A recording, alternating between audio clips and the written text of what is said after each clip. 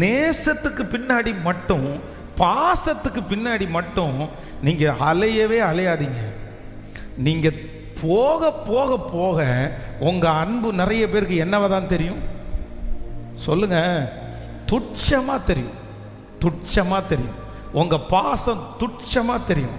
அதனால எந்த ஒரு இடத்துல உங்களுக்கு அன்பு கிடைக்கலையோ அந்த இடத்துல மறுபடியும் மறுபடியும் போய் நிற்காதீங்க.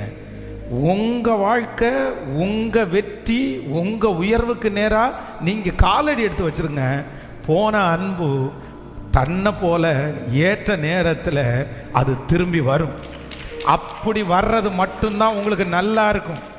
அது யாரா இருந்தாலும், அது புருஷனாக இருந்தாலும், மனைவியாக இருந்தாலும், அம்மாவாக இருந்தாலும், அப்பாவாக இருந்தாலும், அன்பை தேடி தேடி தேடி தேடி போகும்போது அந்த அன்புக்கு அங்கே என்ன இருக்காது சொல்லுங்க?